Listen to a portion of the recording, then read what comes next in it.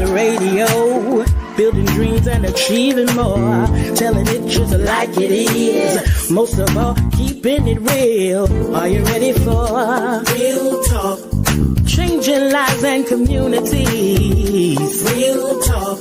Saving all our families. Real talk. Bringing hope for you and me. Real talk. Real talk with Judy. Real talk with Judy on the radio. Real talk with Judy. Real talk with Judy on the radio.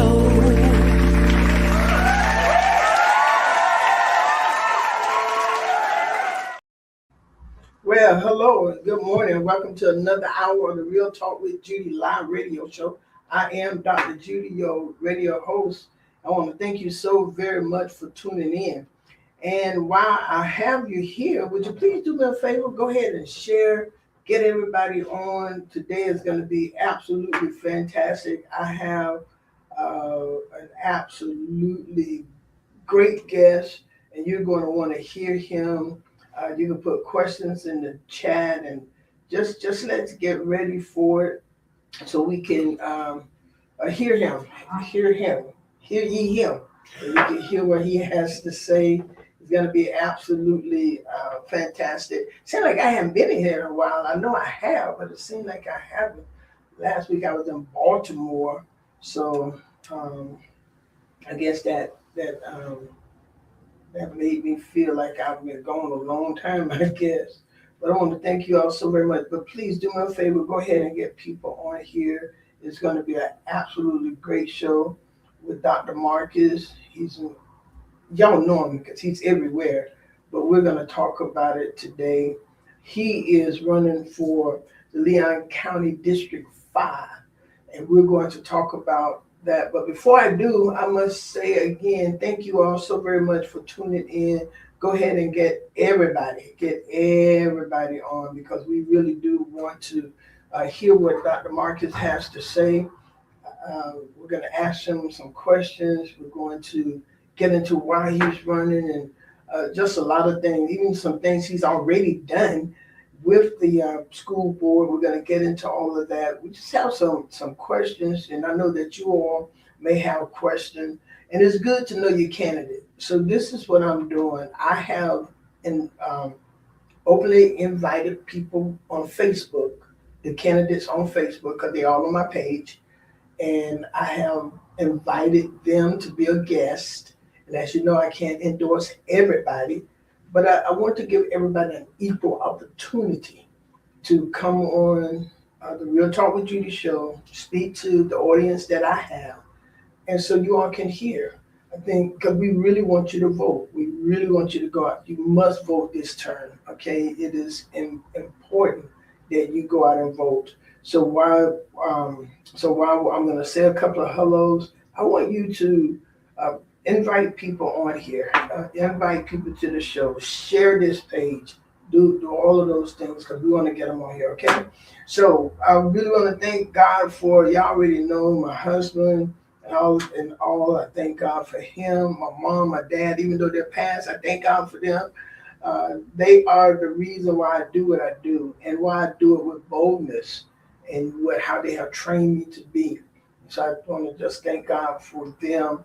Also, my husband, I said that. Thank God for him, to Priscilla, the marketing director, to all of you, and to the audience who comes back every Tuesday. I met some people. I met 10 people. I think it was 10 people in Baltimore. Could have been just a few more, but 10 people in Baltimore who listened to my radio broadcast. But one was from Rhode Island. 2 was from New York, and they're just all over. And I give God praise that people are listening. So I want to say hello to all of you all who tuned in from wherever you are.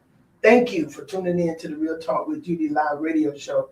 I do a lot of empowerment, leadership, building you up like that.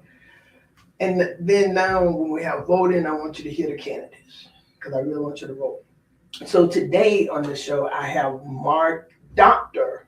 Marcus Nicolas, and he is currently serving on the school board for District 5, and he has served he has been the board chair.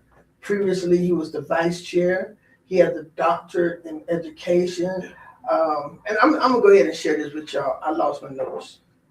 All right, I had all my notes ready and I lost them. Okay, so somebody may say, my sister Cindy is on here. She's gonna say, no kidding. So, but I did. Okay. And if they pop up, so they pop up. But right now, I don't have them, and it's okay. But he received his doctorate of education, leadership education from Florida State University. Yes, ma'am. He was the principal for 5 years at Gabi. Well, I was a teacher. Teacher. Yes, that's ma'am. right. That's right. That's Teacher. Right. Teacher. At Gabi for 5 years at Gabi. Yeah, that's why I got my stripes. I know you did. Earned my stripes. 7 years he taught at TCC, That's now correct. now TSC. That's correct. He worked in the community. He one of the things that I saw, Dr. Marcus, was that you really was for teachers getting the fair pay raises or something like that, and you really put forth the effort for the teachers and the students, and you believe in transparency Absolutely. and all of that. I was reading all of the things that you did not from the top up, but you went to the ground. From the bottom up. From the bottom From the up. bottom up. And I saw that. I'm like, wow. That is awesome. Yeah. So, and he's married. He has wives and children. I think his wife is an educator. His children. Assistant principal at Raw Middle School. That's right. Yeah. Yeah. Now she served with me on commission on the status of women and girls. Very intelligent young lady. Very fine children. He's a family man. Mm-hmm.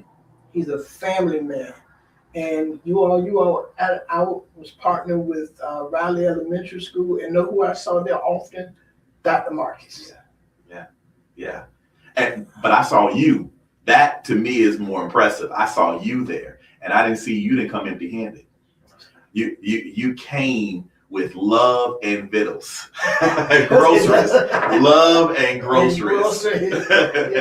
But so I mentioned that, Dr. Marcus, because you don't just stay in the administrative offices. You're on the ground. You can see you at all these schools. You can see you at different activities. You can see you on the weekends. Yeah. You and your families. Mm-hmm. Your family participating. And food giveaways, food drives. Yeah, and to me, that's important.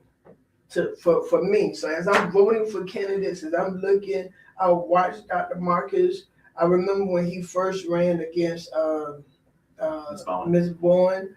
He lost Yes, ma'am. by 46 point. He had 46.8%. Yeah. Yeah. It's good. I got a good number. Oh, that number will never leave. But you know what? This is what I love about Dr. Marcus. You still saw him working. Some people, when they don't win, they stop. They disappear.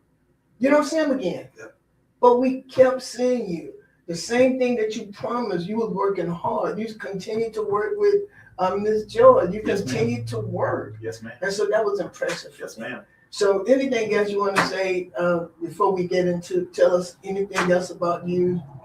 I think you said it all brilliantly, but you are absolutely right. We never stop working because we're committed to the work, right? And I got to see it from the ground up. I got to see what the need looks like. But I know we're going to get into it with the questions that you have. So let's jump right into it. All right. Well, we're going to get started, you all, because I want y'all to hear the questions. I want y'all to hear his answer more than the question.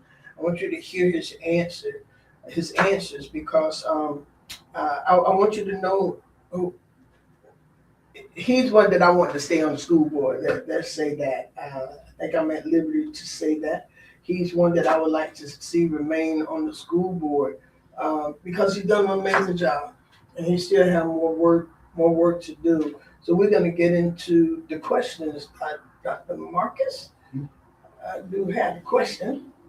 Okay, so this is the first question to you. And I hope I can read it correctly, you all, so you all can understand I want you all to understand the question, okay?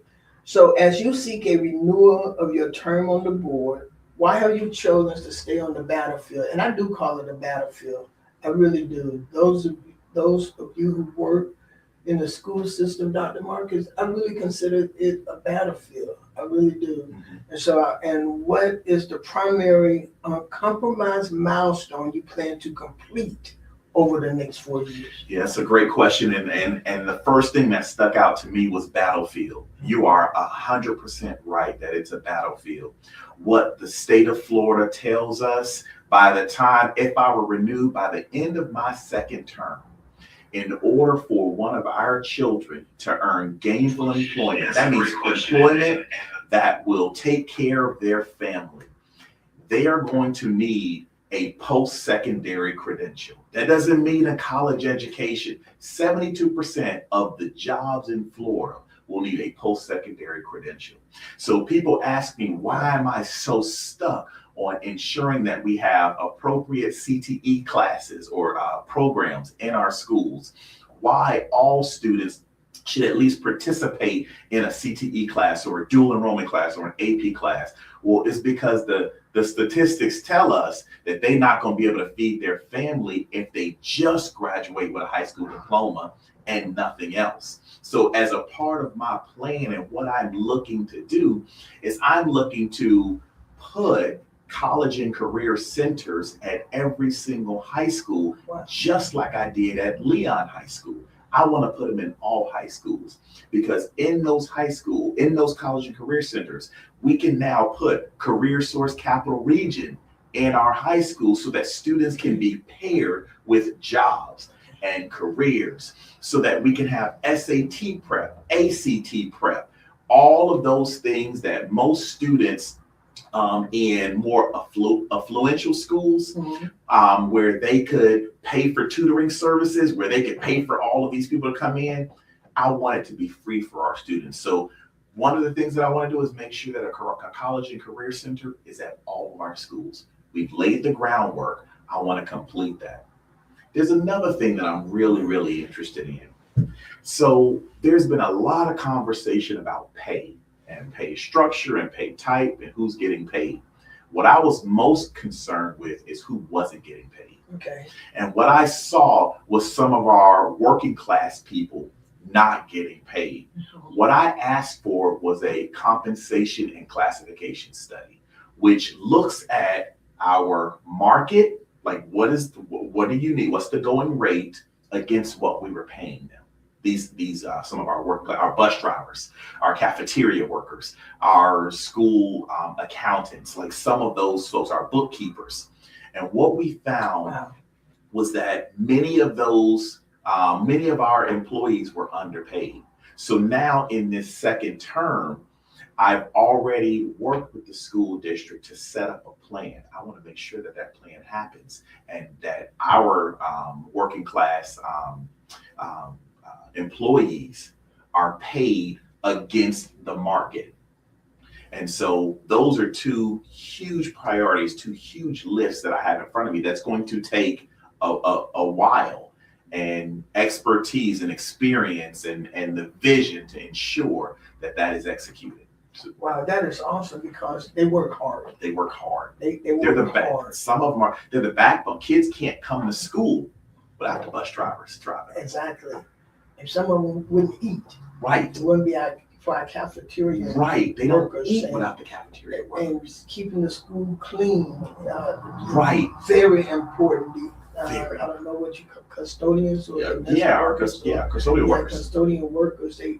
And for you to have a concern for them, that is important, because so many times you have people who get in position, Dr. Marcus, and I'm sure you can attest to this, that they really don't think about the spoke of the wheels. Come on. That's what I would call them. The spoke they make everything happen. Right. They make the what some would consider the small things happen. Right. But it is important. Right. That they get paid at least a minimum, right. a little higher, if there's any way possible. Right. They need to get an increase if there's any way possible. And you know, and I would like to think, and my colleagues would probably agree with you because they call me Dr. Data. You know, we make data-informed decisions now. That wasn't a practice. So it was imperative for me to come in and say, what does the data tell us? Instead of just throwing spaghetti at a wall, what does the data tell us about what we should be doing, what direction we should be going, right? And that was one of the things the data told us, that, you know, some of the backbone, some of the pillars of our workforce were not being paid appropriately. And so that's what I'm going to be working to fix. And that's one, that would be one good reason to keep you on there, so we can, life is hard. Right. I mean, it's just hard. Right. Finances are hard. Right. Things are just happening that's been crazy. But we believe in a God that can help give people wisdom to turn things around, because he used people. Come on. And so he'll put the wisdom in a person like Dr. Marcus Nicolas, who can Come go and get the data. All glory. And you all go ahead and make this thing happen for the school. Yeah. Number two, many families in our community are currently operating with a high level of distrust toward the school district decision making. As a returning leader, what concrete everyday steps will you take to repair that broken relationship and earn back the public trust confidence? Yeah, it's really one conversation at a time. So when you look at distrust is bred in a lack of communication. That's the breeding ground for distrust. It's just a lack of communication, right? Either one party is not communicating, or one party is not communicating with the other party, or it's because that maybe there's communication, but it's broken communication, or it's partial communication. Last night, so when we talk about concrete steps, the first steps is improve the communication. Last night, I made the first step towards that, where I asked our director of communications, Chris Petley, to start making monthly reports to us, so that we have the information that they have at the school district, because the five of us, the school board members, we are the ombudsman. We are the mouthpiece. We are the bridge between the school district and the community. Correct. So if we don't have the information, then chances are they don't have the information, because these parents are going to work and they're coming home and they see us out at the neighborhood association meetings. They see us out at the games. And we have to be able to answer the questions that they have. And so the first thing is to bridge that gap between what the school district is doing and the parents who need to hear this information. So we will now have monthly reports on what's actually happening in our schools, so that we know, so that when they call us, we can communicate that information. So that's one thing that we've never done that we're implementing. Wow, I like that. And to be able to break it down so they can understand it. I remember when I was at Rowland and Dr. Stokes did an excellent job. He and his staff, that team over there is awesome. And I know he's moved on to Richard. I got to really get with the new ones, but that team was wonderful. And to take time with those parents, and I had the opportunity to talk, but you have to talk so they can understand. And I think that's what makes them so angry, because, or even though they don't think anybody responded. Ain't nobody responded back to me. I done sent 20 messages. Ain't nobody doing this. And I think that's one of the things that's bad with communication. Number one, being unresponsive, and then not being able to talk the language. You know, you just hit it. You hit the nail on the head with that one. It's really, we speak in education language. The average person is not trained to understand what IEP stands for, or the difference between an IEP or a 504, right? Now, this is a gospel station, but I'm gonna hit you with this. No, go ahead. Just don't be cussing. No, I ain't cussing. I ain't gonna cuss. So I remember that when I was a young man coming up, there was an album that I absolutely loved. It was by a group called Outkast. And the album was Equimini. And in the front of the CD jacket was a guide. And there were words and there were definitions, so that as I listened to the music, I actually understood, because they were using Southern slang vernacular that nobody knew unless you were a part of that space, that ecosystem.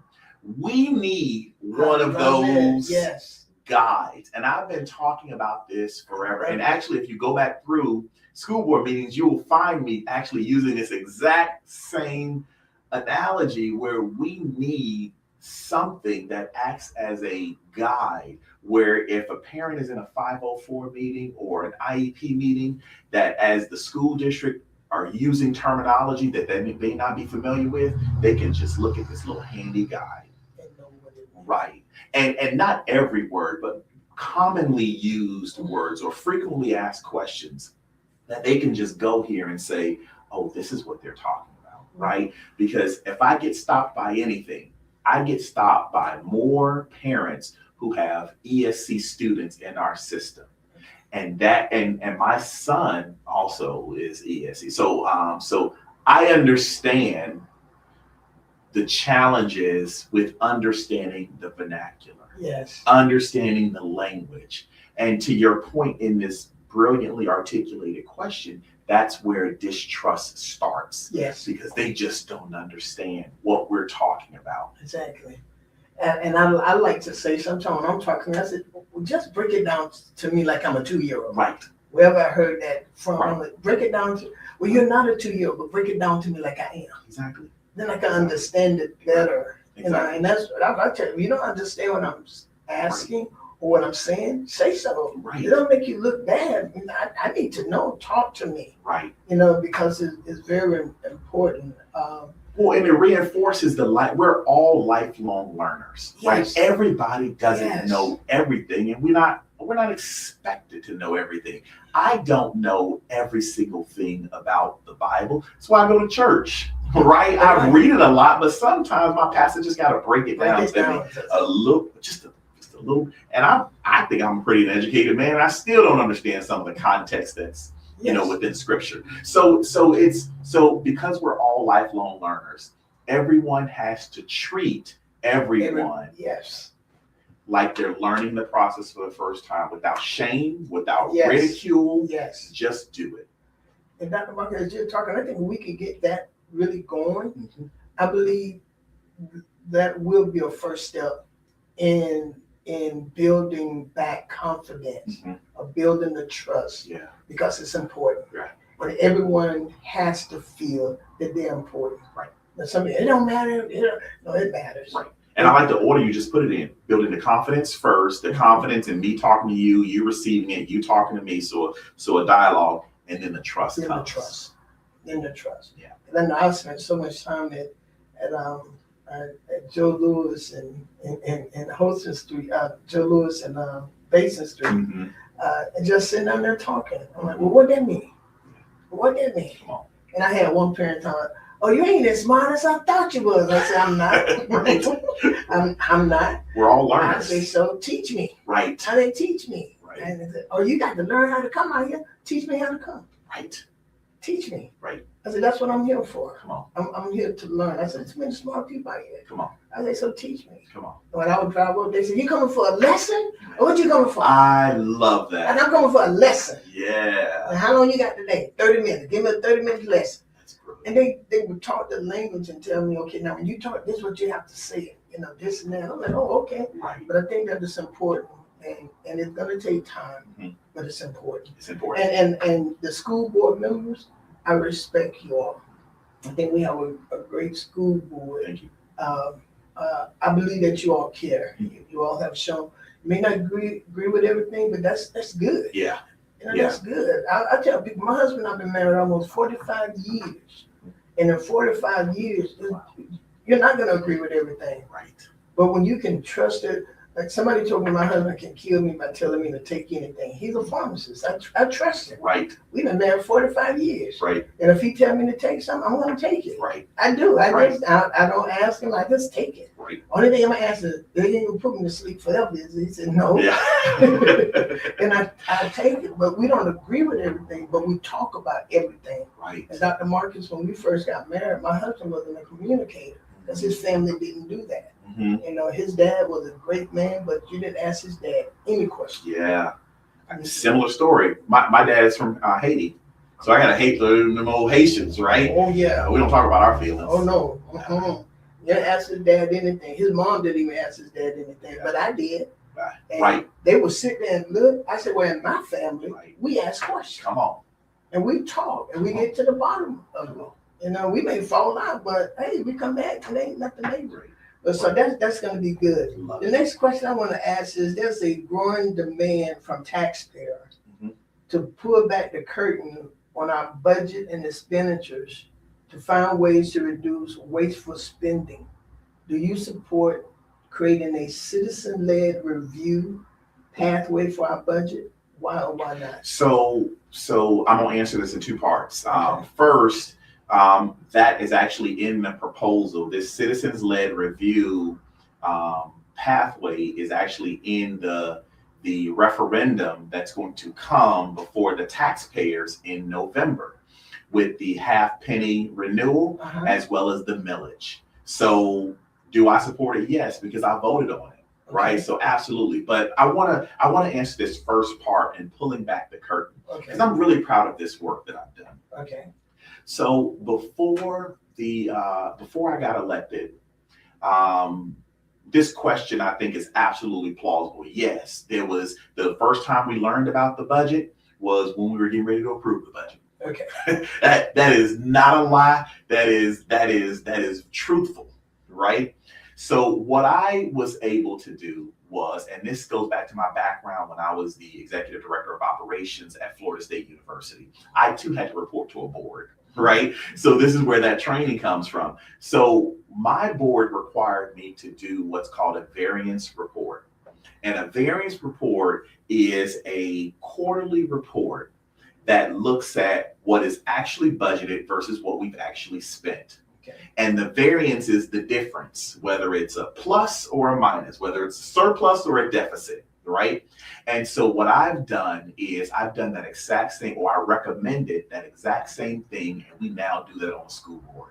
So quarterly, we have what's called a variance report, and it's available to the public. Okay.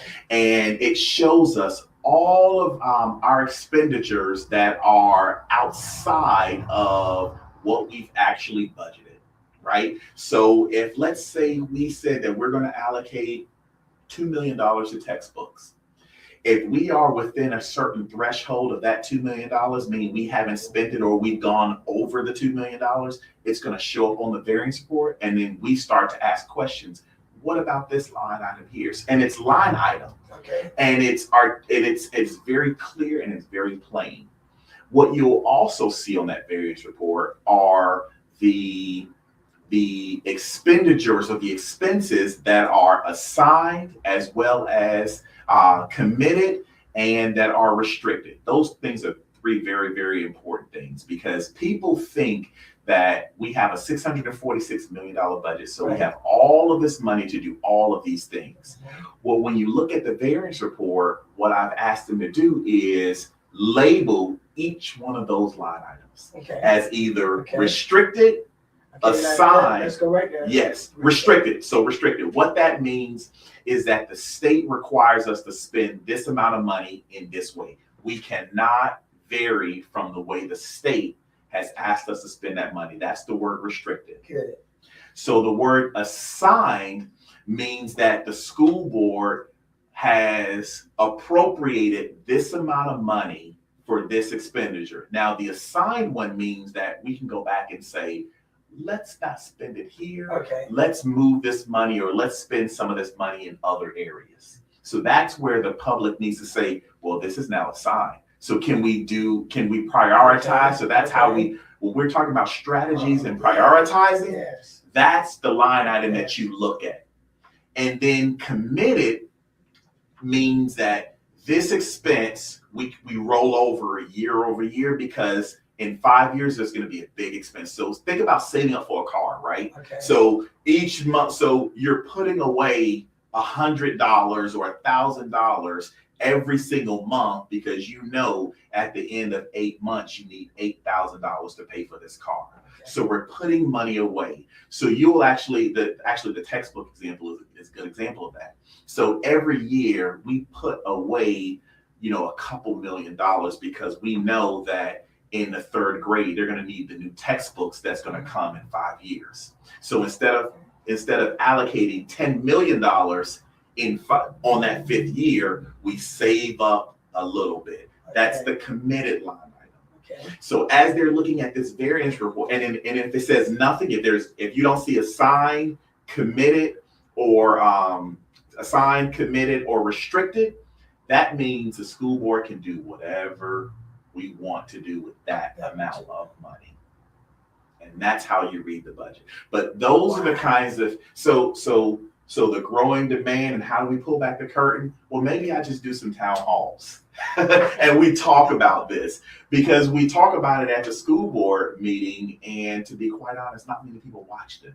Right. So they just don't know. Right.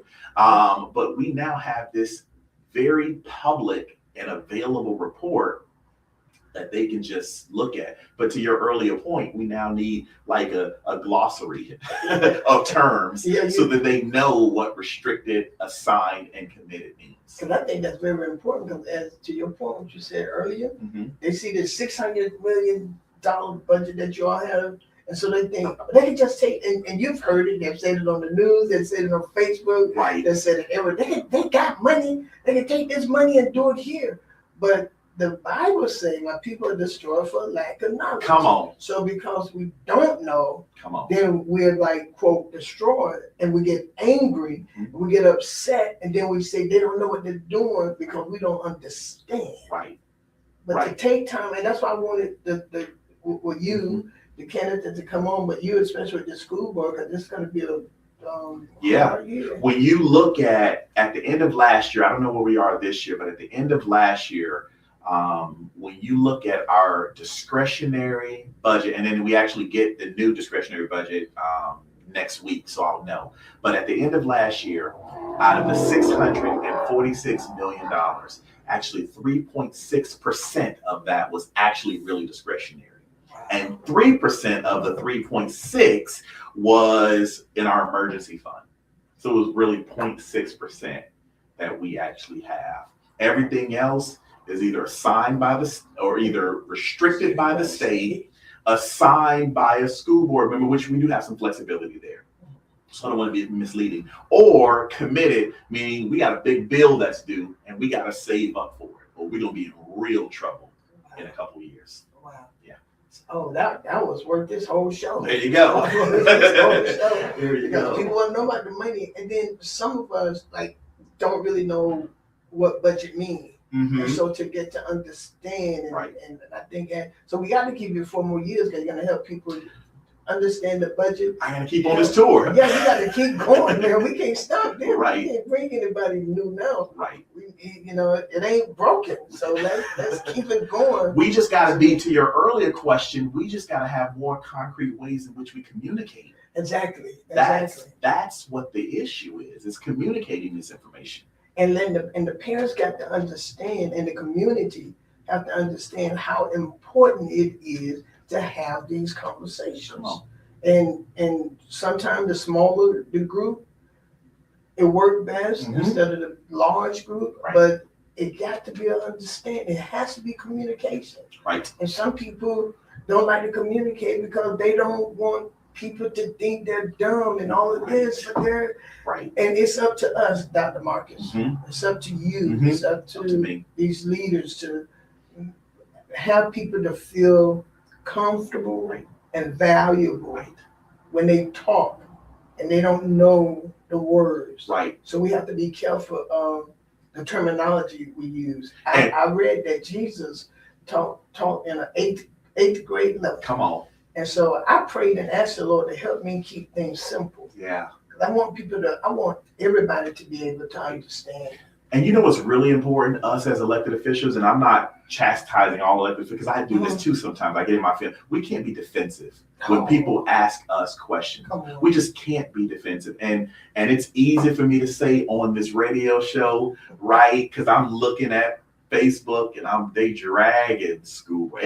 But that is we can't be defensive. The only thing we can continue to do is continue to communicate. Yes. I just wrote a piece that was sent out to the school district, that was sent out by the school district, that it really just offers more context. And that's all I can do, is just offer more context and not be defensive and answer people's question, even if I have to answer it 4 and 5 and 7 times. Exactly. It goes back to my teaching roots. The students would ask me the same question 50 times, and I'm going to answer it all 50 times. All 50 times. Because that's what they need. Yeah. And we have to do that. And I'm glad you brought that up, because we can't be defensive. Right. We can't. And another thing I really admire about you, that your personality and it's always even. You know, you're respectful. I see you. I get to talk about you. I see you, but you're always polite. And I know sometimes you probably get frustrated. I know you do, because you're human. Yeah. But you keep it under control, and that's very important. So I hope the other elected officials and people, period, especially those in leadership, you can't become defensive when people have questions. Right. You Right. you have a question. I had a little girl. She said, "Pastor Judy, I asked you last month. I told you last month to tell Pastor I want to be baptized." She said, "I want to be baptized before school starts." She said, "Do you understand what I'm saying?" She's a young girl. Yeah. What I'm going to say, you don't talk to me like that. Right. Because she has. Yeah. And I told her, you know what, sweetheart, I am so sorry. I'm having that conversation with Pastor, and I will let you know. She said, by Sunday. I said, by Sunday, I will give you an answer. And what is she going to do Sunday? She's going to come to me and ask me when she's getting baptized. But you know what that also does is she's going to now feel comfortable coming back to you saying other things and telling you other things, right? What humility exemplified from the older generation to the younger generation, right? And that's another thing that we just need more of, right? I was talking to my cousin about this the other day. Our great grandparents, they would host family reunions, and we would get to engage and interact and see the older generation, right? And then it seemed to have skipped a generation with my mom. I love my mom.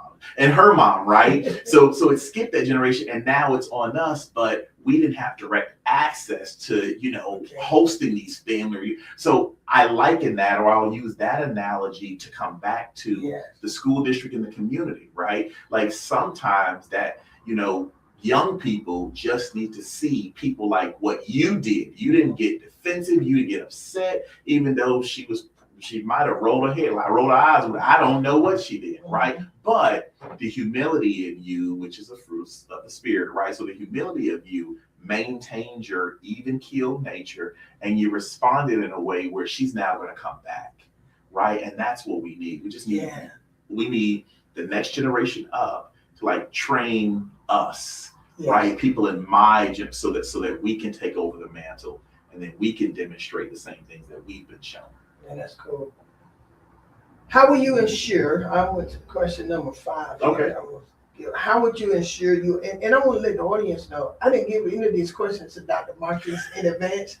Matter of fact, when I came in and I sat down and I said, I am so sorry I didn't give you any of these questions in advance, because I wanted you all, because if he's going to run, he got to know in his heart what he's running for without being scripted. And that's just me. That's just me. You have to know in your heart what you provide and why you want to stay. And if you have done some work, and if you have ever ran before and didn't win, you should still been doing work. Right. And so for those of you who have contact me and want to be on, that's how I do it. Come on. I just want you to know. Y'all see, Dr. Marcus knows his stuff. It's in his heart. So how would you ensure you are actively hearing from parents, teachers? We kind of talked about the same thing. So I'm going to skip that. Okay. I'm going to skip that. So when we look at a student achievement, what specific measurable academic benchmark must the superintendent be held strictly accountable for raising over the next 4 years? Yeah, so this is a really good question. A lot of people look at comprehension. So there are a couple different metrics that the state measures to discern whether students actually know what they're supposed to know, right? So one is comprehension, right? And so you have math comprehension, reading comprehension, science comprehension, civics comprehension, and then history comprehension, right? And so that means that they've scored at a level 3 out of 5 or above, right? And so many of our babies, especially in the elementary school level, some of them in our Title I schools come in at 7 years old, not knowing their name, not knowing how to spell their name. So what does that mean? That means they're already behind the 8 ball, right? Like they're already, you know, if this is pole position, they are 2 lanes back from pole position, right? So one of the metrics is comprehension, but here's what I think really measures what our teachers are actually doing in the classroom. That is called learning gains.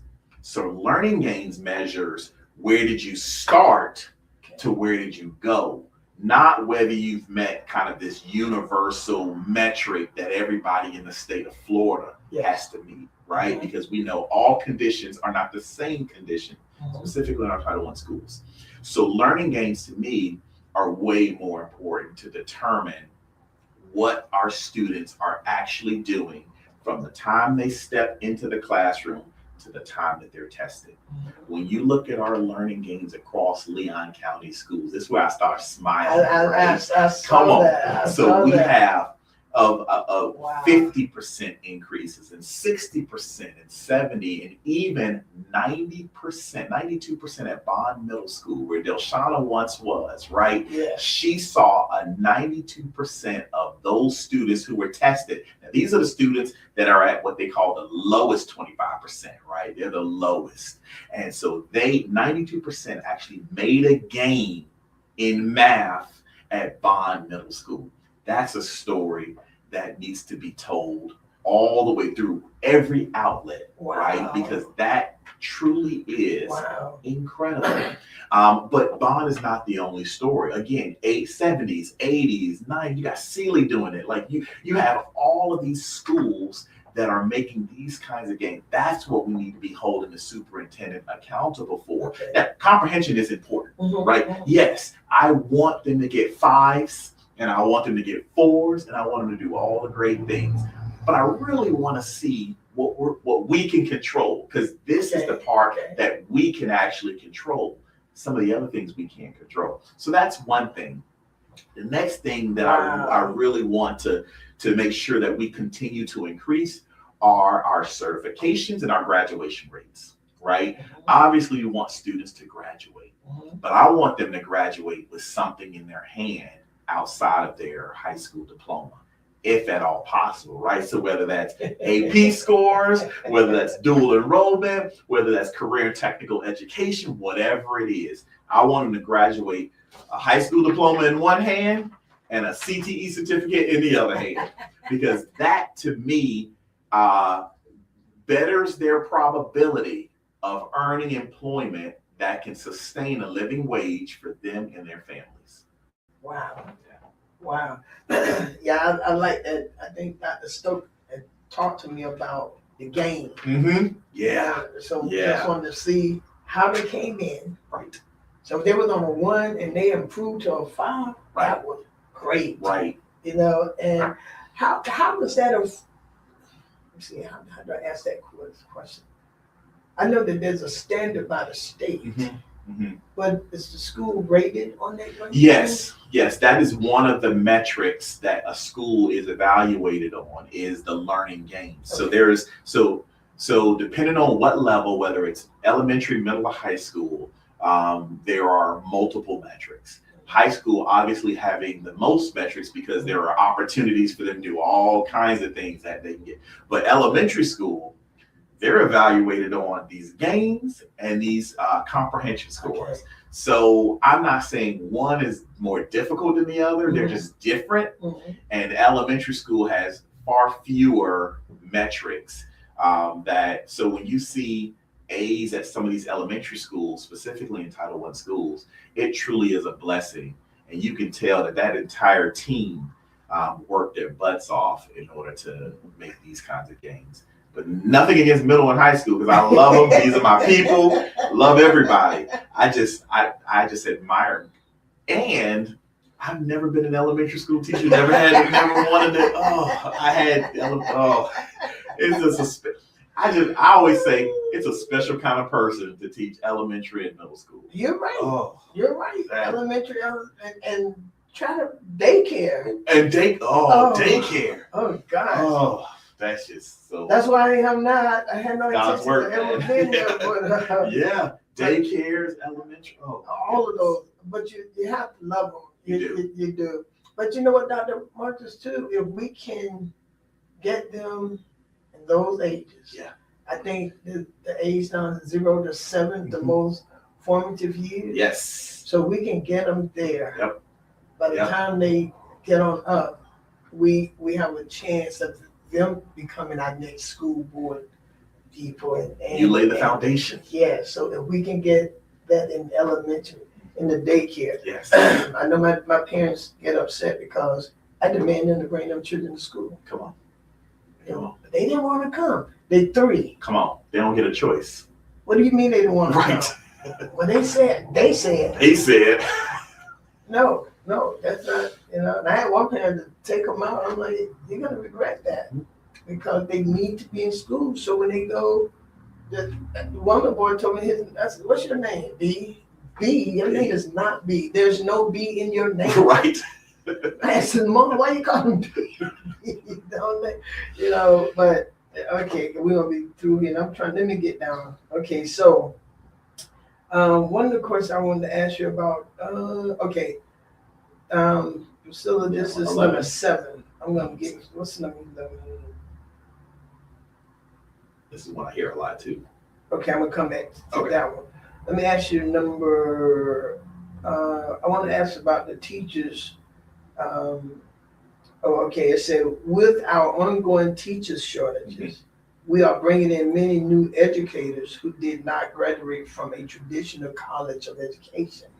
How do you plan to structurally support and train these career changer teachers so they don't burn out in their first year? So it's a great question. I'm going to give you my thoughts, but understand that this is more of an operational question, and the superintendent handles operations, and we handle budget and governance. But I do have thoughts on this because I was actually one of these teachers who did not traditionally graduate from College of Ed in my undergraduate.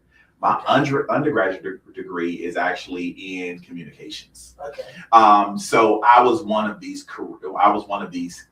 individuals.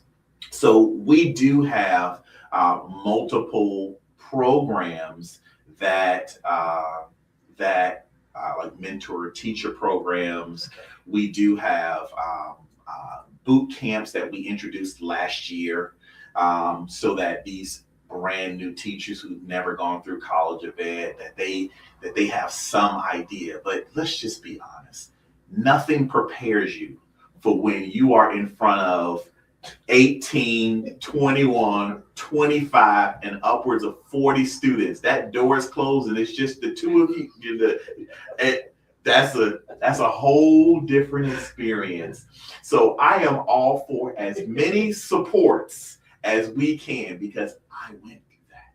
I had a fantastic mentor teacher, but at the end of the day, when that door closed and it was just me and them, game on. Totally different. It's your first year. It's survival of the fittest. You're just trying to figure out what is happening. You don't start to learn until like year 3 and 4 and 5 of what's going on. But I am for all support. I do think that we need to strengthen our beginning teacher program. 150%.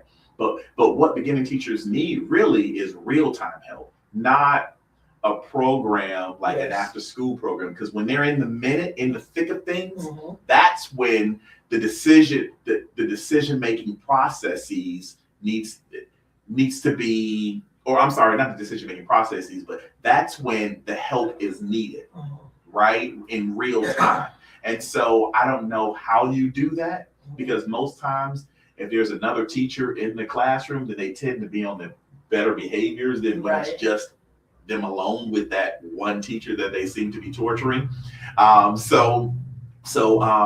really don't know how you fix that without like really getting into it and offering more support services for that. I do think we need more educational pathways for those teachers to ensure that they get certified, more opportunities to get certified. I would love for us as the district to partner with TSC, for example, to create an EPI program. That's an Educational Preparation Institute program. Those are throughout the state. We don't have one. I've had early conversations, but again, that's outside of what I'm allowed to do as a school board member. But I would love to see more EPI programs with, for example, TSC. Okay. Well, we're coming to part. This hour went fast. Dang, we're an hour almost. So let me ask you a question number 11, because this is true. Mm-hmm. Kind of like city. Yeah. So there is a persistent community belief that the school board simply rubber stamps whatever the superintendent wants. Do you agree or disagree with that perspective? And can you share a specific recent district decision where you disagree with the administration and tell us what you would have done differently? Yeah, actually, there's about 7 examples. if you watch, here's what I want to make sure that the public is aware of. We have school board meetings on Tuesdays, but on Mondays we have agenda review. And so the agenda review is actually when we look at all of the questions and we have all of our disagreements, right? The agenda reviews happen on Mondays from 3 to 5. They're recorded, so you can watch them at home. But that's where you'll really see real conversation and not just passing 5-0. Okay. So examples of when you have seen me actually dissent, because there's been a couple 4-1 votes or 3-2-3 votes where I was on the short end of the stick. And many of them come back to what I talked about earlier, which is the compensation and classification study. So there was some positions that was brought to us as a board that I did simply thought that did not align with the compensation and classification study. Okay. Because we hadn't completed the study yet. So my recommendation is that we freeze the position, or we hold the position until we can finish the comp and class study and then align the position with the study, right? So again, using data to make this decision as opposed to just our own thoughts. And I was outvoted, right? That has happened, like I said, 5 or 6 times where I'm there. I'm always the one like, nope, not until we finish this study, or we finish this part of the study to make sure that you could still complete, your job, because I don't want to hold anything up. And I just get outvoted. So that, like I said, that's about 7 times. About 7 times. About 7 times. That's happened. Yeah. Y'all, he's still smiling. So yeah. I mean, on to the next thing. Look, man, all you can do is fight the battle. And if you lose, you lose. And you lose. Hey, that's well, we're just about to wrap up, but I do want you to answer this one. Mm-hmm. What is one deep passion, life experience, and then I'm going to ask you to do a closer. Okay. But what is one deep passion, life experience, or defining characteristic about you, about who you are as a human being, that we would never be able to discover through a simple Google search? Yeah, that's a great question. I think that what fuels me is my ability to want to learn and to continue to learn. I took I don't know, you're familiar with Dr. Judy because you went to Leadership Tallahassee, but the Strengths Finders that you take, my number one strength is learner. And so the characteristics of a learner is it's intellectual curiosity. I'm always seeking for alternatives.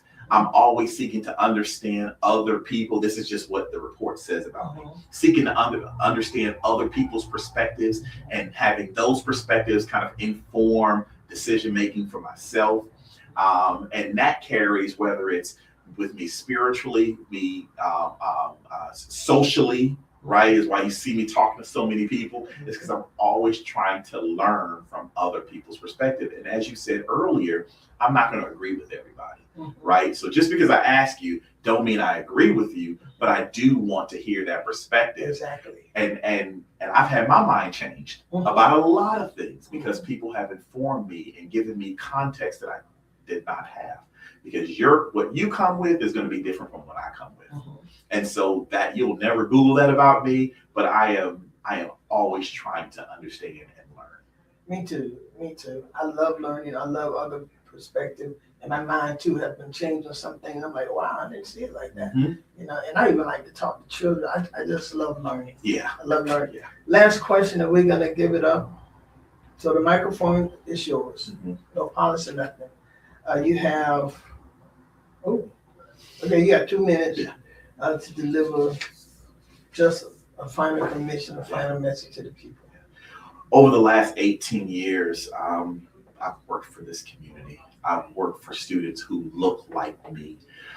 Students, and that's not a black-white thing. That's students who have come up from the gutters. People, you know, those students who have nothing to become, or who want to become something, who to aspire to become something. That's who I've worked for the last 18 years, whether it was teaching them, whether it was building programs for them, whether it's feeding them on Saturdays with our partnership through Second Harvest and All Nations Church and Boys and Girls Club, whatever it may be. I've always provided or sought to provide the resources that they need in order to become successful. And I want 4 more years to continue that work. That work is personal for me. That work is genuine to me. I love the work. It is what fulfills me and it's what I want to continue. And that's why I always say that I'm just committed to the work. Man, Dr. Marcus Nicolas, I absolutely admire you. I admire your work. 18 years. I don't know if I've known you all 18 years, but I have a longer than 18 years. It's been a while. Yeah. Greatly admire you. Admire your stance. And I like the fact that you're not afraid to believe in what you believe in and to serve what you serve, how you serve. So, ladies and gentlemen, you have heard from Dr. Marcus Nicolas. He is an incumbent. He wants to be re-elected to the Leon County School Board District 5, and let's do it for him. Let's put him back in that seat. He got a lot to continue. He has a lot of work, and some of these things right here, man, that is awesome. Thank you, Dr. So, Dr. Marcus, thank you for your time. I greatly appreciate you, and may the Lord bless you real good. Thank you, Dr. And Judy. keep serving. Yes, Keep serving. And to you all, y'all can join me tonight at 7 o'clock for PowerPoint for Elder Antonio Witherspoon. And also 7:30, our chairman deacon is teaching Bible study. That man is good.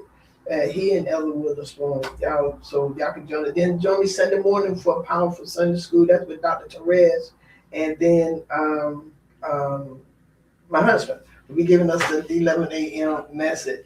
Listen, I'm going to put on my page and on all those pages, Real Talk with Judy, all of the voting timeline, because it is time now. And if you don't vote, y'all, you're giving other people the right to make decisions for you. And so even if your candidate don't win, at least you voted, okay? But vote, please, go out and vote. It is important. It is more than just voting for the president of the United States. Vote for your local government. Vote for your local school board, okay? And let them fight us on up there, but we let them fight for us locally so we can get things done here. Yes. All right, so I see you at the poll early or August 18th. That's Real Talk. Real talk with Judy. Real talk with Judy on the radio. Real talk with Judy. Real talk with Judy on the radio.